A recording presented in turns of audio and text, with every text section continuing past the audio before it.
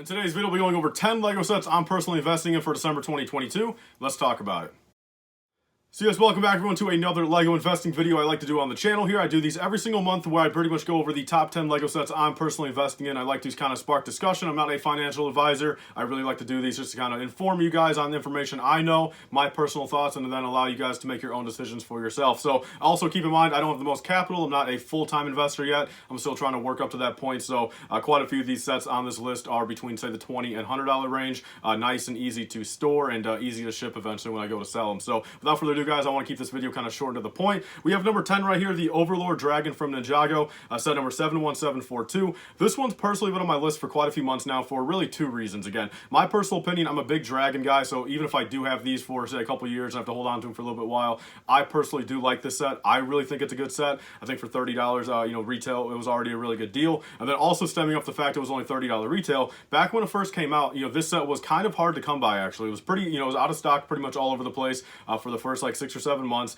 Because I couldn't even find one for myself. Like literally, I would have paid $30 to build it for myself, and I could not find it anywhere for months, including Lego.com. So when that was the case, the aftermarket already on this guy was going for $50 to $60 sold listings on Bricklink and eBay. So you have to kind of keep in mind, look, people were willing to pay that price back when it first came out, and they just didn't want to wait a couple months. Think about when it does retire, and people, say want to go back and get that set, and for $30 is already a great deal, and I feel like anyone that really wants the set to begin with, paying $50, $60 really is not too bad, and at that point is 100% ROI. So in my opinion, that's why I'm buying quite a few of these. I think I've got 6 or 7 right now, and I strongly do think this will do pretty well. Again, I'm not a big Ninjago guy, but I do have some strong faith in this set. So let's move on to number 9, guys. We have the Bad Batch Shuttle 75314. This one is kind of lower on my list right now, mainly for the fact that it's kind of a higher buying point. Luckily, I have 4 of them right now. I got for $60 each, which is not too bad, but it's kind of up in the air because, there's a lot of things kind of going against this thing right now, I feel. Realistically, I really do think they will be remaking this set within the next couple of years in a more kind of, quote-unquote accurate color, kind of like how they do with the Kylo Ren Command Shuttle. I strongly do think within the next 5 years we will be seeing that set. So at that point, of course, what Bad Batch outfits will we be getting? Because I strongly do think this ship right here, this entire set, really relies off the minifigure selection. So, of course, we have Hunter that came out in the Justifier, which is also an expensive set. So a Hunter, although he's a little bit more common now, again, he's still, holding pretty much the same price as the rest of the Bad Batch. And so, if these Bad Batch and these outfits will never be in another set again, that's really where this price I feel like will stem from. Getting the entire Bad Batch basically in these outfits, because the Bad Batch Season 2 coming out next year, actually January 3rd, supposedly they're getting new outfits. We see new outfits in the trailer, whether that's going to be for the entire season or just maybe one episode or two. Who really knows yet? So this one's a little up in the air for me. I'm glad I got 4 of them, but I probably won't be buying any more unless I get them for really cheap. Because for such a high buy-in point, I really do feel like there's a few things that really could go wrong against this set in the next couple of years. So there's my thoughts on that.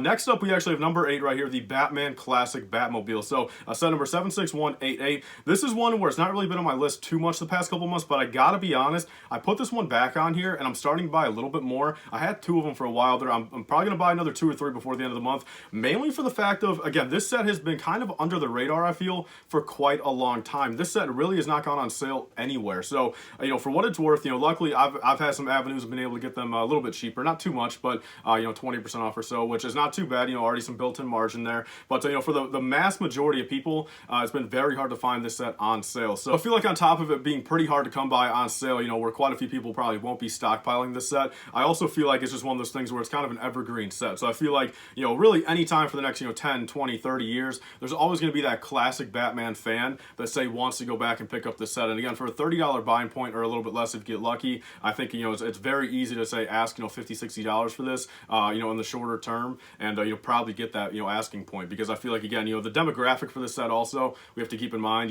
mainly adults right now, which are willing to pay a bit more anyway. Then one last thing going forward is I really do feel like this could be a set that we don't see for another 10 or 15 years, which if that's the case, this set has all the potential in the world to become a 70, 80, maybe even a low $100 set. So there's my thoughts on that. Number 7 right here, we actually have a very interesting one. I wanted to bring this one up in a video, not really a set technically, but it's Series 23. It's the Little Night Girl. So this one right here I wanted to bring up in this video mainly because I am quite frankly buying quite a few of these right now. So Series 23, these retail for $4.99 in the USA, and she's actually going for about $9 right now. I've had quite a few. I was able to source my Series 23 for a little bit cheaper in the past month or two, and all the ones I got, I've been able to sell for high 8s and low 9s very quickly. Like I just put one on my store the other day. I got a duplicate when I was going around feeling them, and then I put it on my store, sold it for like $9.12, I think. I paid $4.99. So I think by this point we all kind of know that all these Castle and Knight minifigures from these series are pretty sought after the fact. This one right here has every bit of being maybe a $12 to $15 minifigure, which although you might be thinking to yourself, hey, look, this is only going to be selling for say $12 or $15, but you have to keep in mind, $5 buying point, very easy to pack and ship. Literally throw it into a bubble mailer.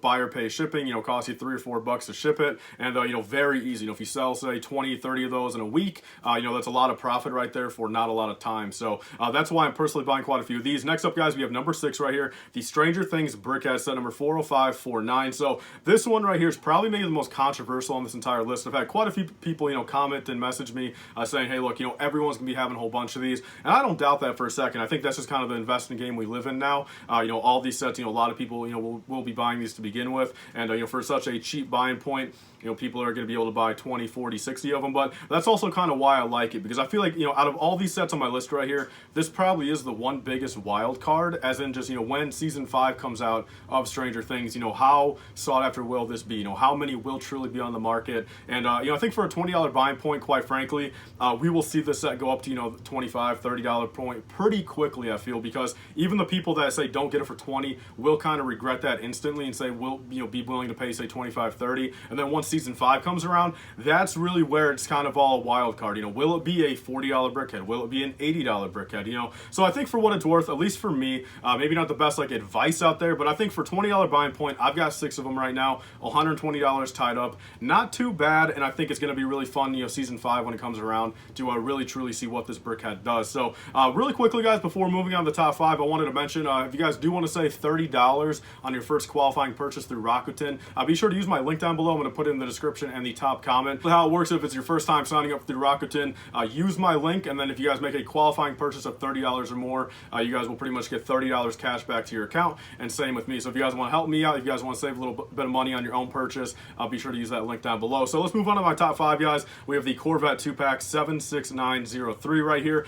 This one I've kind of talked about a lot too. I'll kind of shortly go over it. It's an evergreen set. I feel like Speed Champions to begin with do really well. I think a $24 buying point for 2 beautiful Speed Champions cars that they steal to begin with. And again, there's always going to be Corvette fans. Again, 15, 20 years down the line, the classic Corvette will always have a fan base, and 15, 20 years down the line, C8 Corvettes will have a fan base too. And even with the C8 Corvettes too, it's another good thing where those will be in production, I believe, until the Zora's 2026. So I think the C8 platform will be out for the next 4 or 5 years also. So even throughout that time, if this set retires now, there's going to be a lot of new C8 owners, where it's going to be a perfect little gift for anyone that say has a father or anyone in their life that owns a C8 Corvette. A nice little gift to go on the aftermarket, say pay 40, 50 bucks for, and get it for their Corvette fanatic in their life. So that's why I kind of think the Corvette 2-pack is probably the best Speed Champions out of there.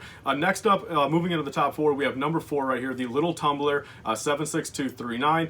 This one, I got to admit, guys, strictly is pretty biased in my opinion. I absolutely love the tumblers. I love the big tumblers. You guys know me. I got a huge tumbler collection. I think I'm up to 9 of the. Actually, no, I think even more. I think I've got 14 of these right now, because I think I had 9 of them, and then I bought 5 more at Kohl's when they were down to $28 and a bunch of Kohl's cash. So I believe I've got 14 of these mini tumblers right now, and that's pretty much where I'll probably be at. It's definitely the one I'm investing in the most personally, the most copies of the set, because like I said, I really do like the tumblers. I think I'm a little biased here. I think I love the set so much, so hey, look, 5 years down the line, I think other people will love it just as much. And for what it's worth, I don't really see them making a tumbler say every 2 or 3 years. It's been, think about it, literally 16 years since the last mini black tumbler. So if it's another 16 years from now, I think people will definitely be willing to pay every bit of 80 or 90 bucks for it, especially when the next best thing is the UCS tumbler, which is going to be a $300-400 set. There's going to be a lot of room in between there where the average tumbler fan will be willing to pay $100 for the little one compared to say $400 for the big one. So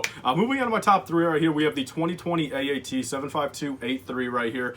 This one I recently just bought a whole bunch more of. Kohl's had a great deal on them. I picked up another 8 of them, and that's probably where I'll be at, because really, as I think we all know right now, the big driving factor of it is the 332nd clone. Any exclusive clone in there would have made the set very sought after the fact. So the 332nd clone himself right now is fetching every bit of low 20s, and you guys were actually able to get the AAT itself for roughly 22 to 24 off of Kohl's if you guys stacked everything right. So that's pretty crazy right there in itself. I mean, quite frankly, if I had more capital, I think this set would have been one of those where I should have bought 100 of them, but again, I don't have all the money in the world. I think I'm comfortable with where I'm at. I think I got, 8 of them at Kohl's. I think I had 3 beforehand, so I'm at about 11 or 12 right now. And yeah, so the 332nd clone will be the big driving factor.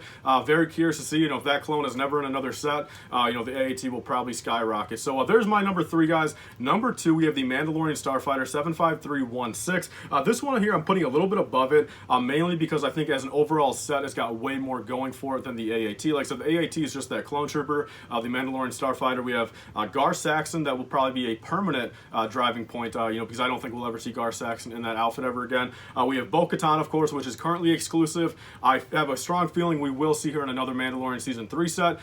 Is it going to be the exact same one? I'm not too sure. I mean, will they actually do a difference between an animated Bo-Katan and a live action one? You would think so. You would kind of hope so. They've done that type of stuff in the past. But if Bo-Katan is the exact same, one in the new Mandalorian sets, then of course, she will kind of be down in price, kind of a common minifigure. And the Mandalorian Loyalist, that minifigure is still holding pretty well. He came out in a foil pack, where there's a lot more quantity out there now. But we got 3 pretty good minifigures right now. Mandalorian Starfighter herself, kind of a nice, bulkier set. A lot more people like that set as an individual build compared to the AAT, that's for sure. So I feel like overall, I'm happy with where I'm at with this one. I believe I've got 7 of them right now, 6 or 7 of them, and that's probably where I'll be at unless I get them for a cheaper deal. Then my number 1 right here, guys. So my number 1 is a pick that I actually don't own any of right now because I was holding out for Black Friday. I was really hoping I could find a deal on them. It is the Carnage Bust from Marvel, set number 76199. So just like the TIE Fighter pilot helmet last year, Target exclusive, they ran it for 50% off during Black Friday. This year they didn't run any sale on it. So this one right here, I'm going to really hope I can pick up a couple at least before the end of the year because I feel like, look, it's not going to do as well as the TIE Fighter pilot helmet, but I feel like it's got kind of the same stuff going for it where it'll definitely be a pretty sought after helmet. And I strongly do think this will be the best, retiring bust or helmet set out of the, entire wave right here, retiring at the end of this year. So that's basically that, guys. I really do think, if you guys can pick that set up on sale, it'll be a great buy-in point. I think it's going to be rare, Target exclusive, and virtually never have been on sale. So, a lot of the average person, even like me, I kind of want one to build for myself, but I've not bought one yet since it's not gone on sale. Then before you know it, it's going to retire. The average person is going to be like, damn, I didn't pick that up, and now I got to go online, pay 20, 30 bucks more, and I feel like that will be a big, point for this set. So there's my personal top 10, guys. Again, just all my personal opinion. I would love to hear your thoughts down below. I mean, this is a 10 list right here that I'm very proud of, and I really do strongly think that all these will be doing pretty well and pretty good things. And quite frankly, again, I truthfully do have a whole bunch of these sets aside for the first one, Carnage Bust, and I'll be very curious to see and actually maybe even make an update video, say 3 years down the line. You guys know me, I'm not investing to make a livelihood right now, so I have all the time in the world to kind of wait on these sets, and it'll be kind of fun, guys. It'll be really fun to see if kind of my first full-time year of investing in a lot of stuff, will be a good thing, in the next couple of years. So as always, guys, that's pretty much all for this video. Be sure to comment down below what you guys think about this list. What sets are you personally investing in? Did I miss anything? And yeah, that's pretty much all for this video, guys. Be sure to use my Rakuten link if you guys want to save $30 off your first purchase. And with all that being said, please remember to like, comment, and subscribe. Stay tuned for you guys later. Bye, guys, and stay safe.